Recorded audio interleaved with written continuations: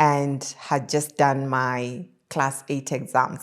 And my dad gets transferred back to Nairobi.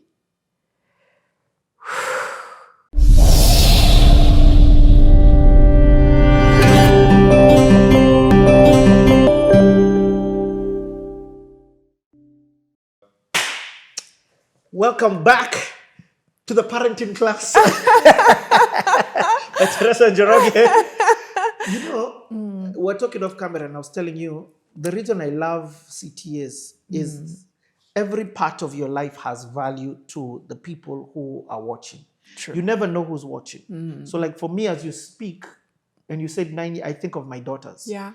And I'm like, oh, this is the impact I'm having on them. Yeah. I'm listening to in the mix and the hustle of Nairobi. Yes. We have to, or the urban city, or even the rural city, because a lot of them now are becoming the same. Yes. What truly matters at the end of the day is this moment. Exactly. Okay. Exactly. I keep going back to this school place of yours because you know why? So what CT is like a jigsaw puzzle with many pieces, and you are the one who's putting them down. Okay. Now you've put the family piece down, and I see it. Yes. This school one, I'm still trying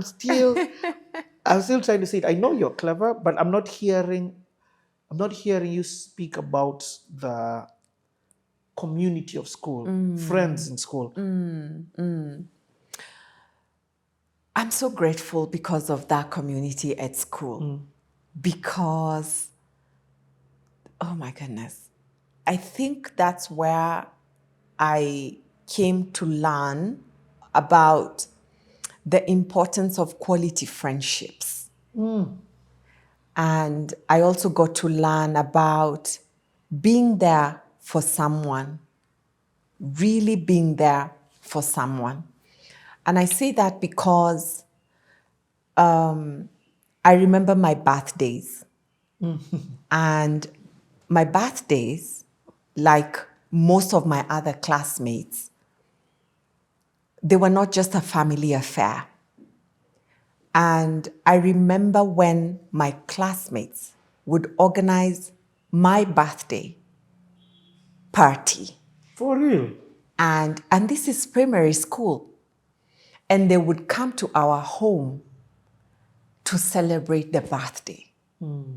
That's how deep the love was, the care was, that they organized from their own families. And they would come carrying, one would carry fruit, someone else would carry the cake, someone else would carry juice and all that kind of stuff. And I remember at one time, that's how special school was. I remember during one of the birthdays, my mom said to me, there's a tap that, and you know, life was so simple and nice that you could get drinking water from a tap. There's a particular tap that we used to get very cold, chilled water. Straight from Mount Kenya. You can say that again. Oh, growing up at the Mount Kenya region was heavenly. So she said to me, please take the jug and go get water from that tap. Bottle that sauce. Yes. It used to be so cold and crispy. And can you believe it? From the tap. And my friends were setting up the table and they were setting up everything else. These are my classmates. And the reason why I remember is because when I was so excited, Richie, so excited. I can feel the excitement today that I did not check whether the jug was clean. And I just put the water through the open part. It was not clear. It wasn't a clear jug, so you couldn't tell. So I put the water, then I brought the water. And when my friend got to pour it, it had milk. So, you know, my friend looked at me and said, don't worry about it. I'll fix this. This is another child telling their other friend child, don't worry about this. I'll fix this. She went to our kitchen, cleaned the jug, and got the clean water. and left me enjoying the moment of the set table. It's those moments that I ask myself, where did those moments go to? Because how do your classmates in primary school, not only, yes, you're competing, Wow. yes, you are, you're from different families, but your special days are not just special for you and your family, they're special to your classmates. I remember when we used to have sports games and drama, and we had to prepare as a class. And the reason why those moments are so special is because it's not just the drama or the sports that we went for, and many other schools would come, but it's the experience that the other classmates made it become. So you carry the grapes, you carry the apples, and some of these students would grow these things in their homes. Yes. And I was like, you grow, while we're growing maize and potatoes, you're growing what? Apples. But that didn't matter. It's the sharing. And I remember that lady, because we've reconnected. She's now working at, I think she's working at MPESA now. That's where she's working, because we've reconnected because she wants to support the work that we do. And we've recently reconnected. And I remember they used to grow the apples and she would bring them. It didn't matter what you grow in your home. So they grow apples, that's what she'd bring. And different people would bring whatever it is that they would bring, and there was no judgment. And we would share. Oh, it was beautiful. I've got FOMO. I know what... that's the urban city lacks community. Exactly. What you're talking about it's even beyond school. It's beyond school. And it shapes you. Because they taught me, I learned, because now away from my family, this was my second family. And they taught me community. They taught me real love for one another, caring for one another, not judging, because we literally didn't judge. We didn't have classes. We didn't have this class versus this class. We didn't have that. And I remember one time, one of my friends said to me, call your brother.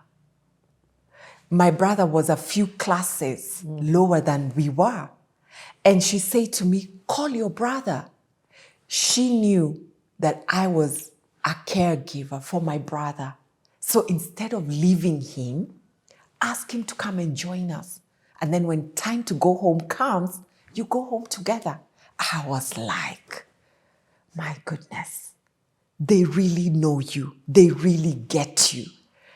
And that lacks today, the care for one another. And I'm not talking about adults. This is primary school. We're not yet even up to teens. It's 10, 11, 12. God.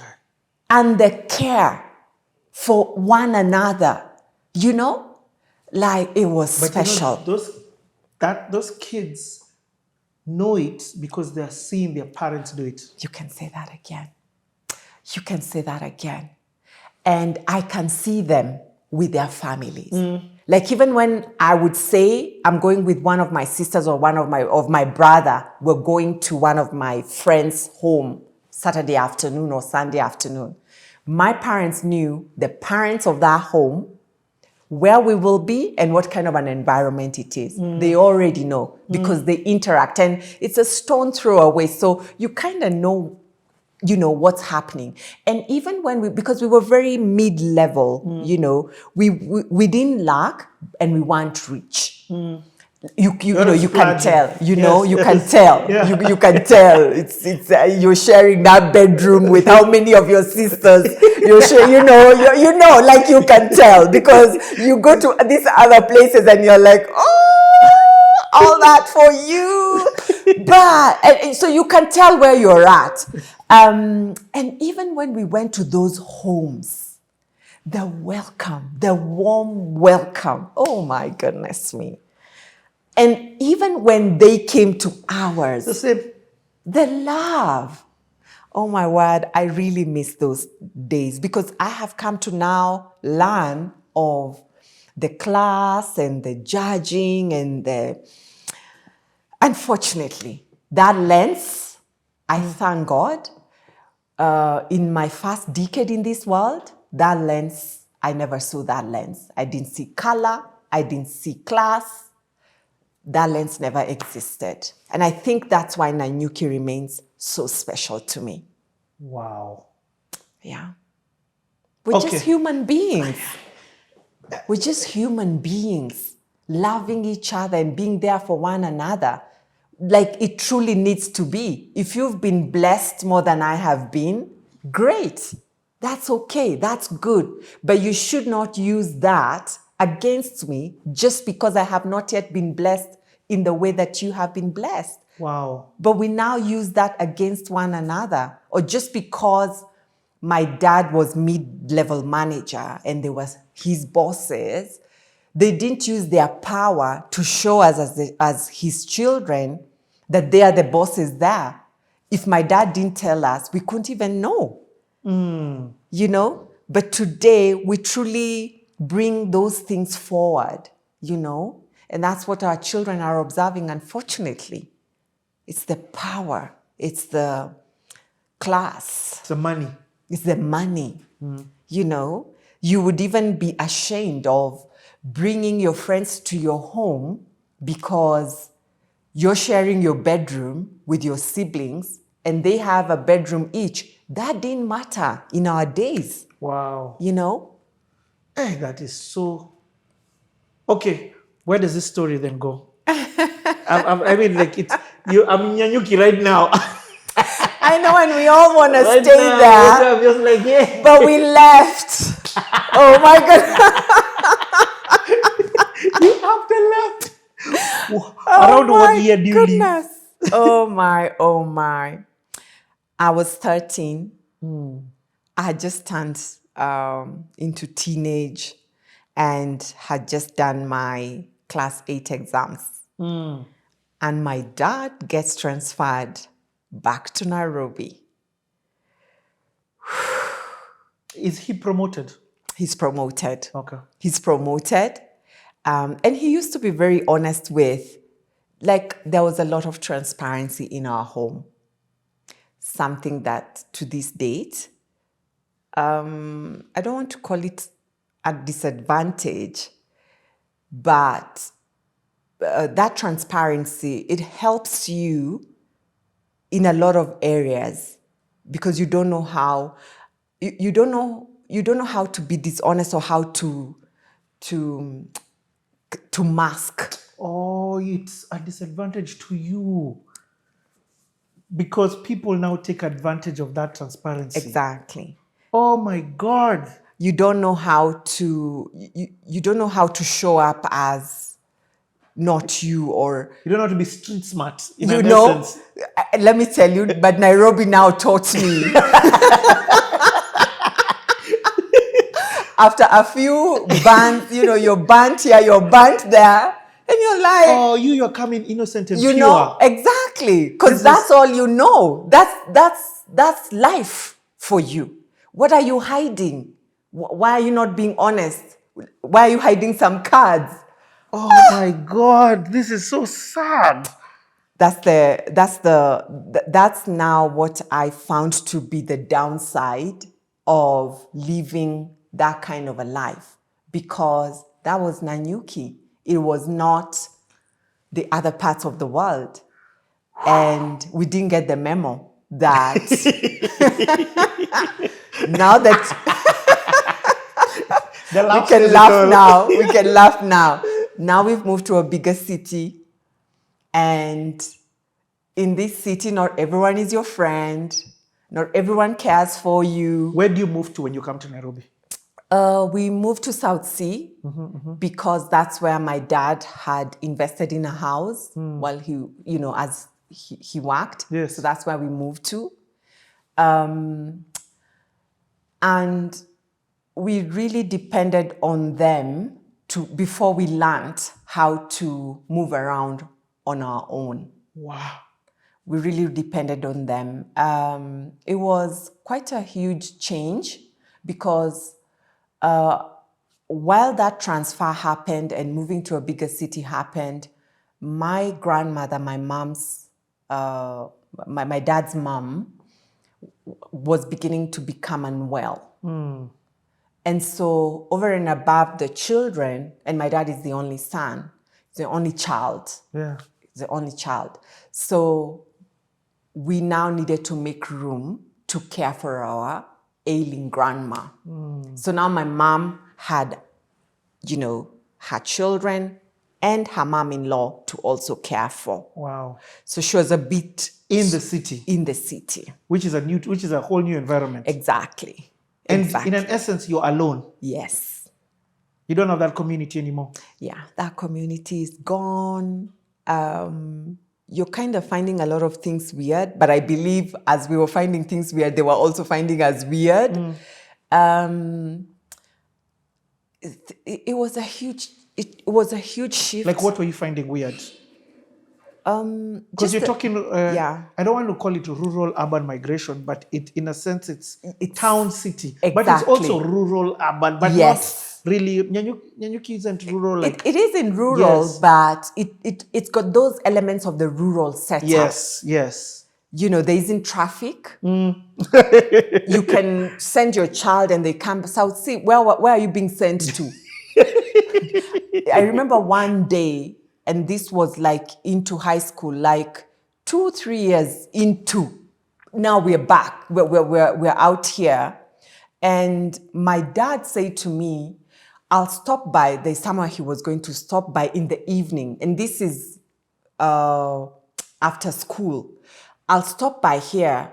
I'm sure you know how to get to the house. And I said, yes, of course. And I was very excited. My dad is trusting me to go home by myself. Do you know I got lost? I'm like, was it? So my dad gets home before me. You're not home. Wow. And he's like, so where's Wanjiko? Like, I can't, where's she? And my mom is like, what? But oh my goodness.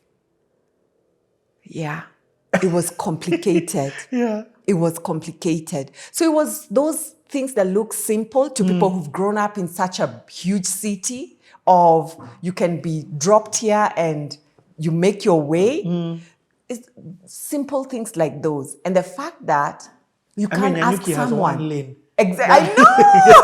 It's one street. And you know where you're branching. And if you explain to someone where your home is, they will direct you. I was telling people, where our house is, and they're like, and who's your dad, and who's your mom, and because I'm trying to ask them to guide me home. And it's getting darker and darker. I think my parents learned. That was quite a night, not to letters, because it was those kinds of simple things.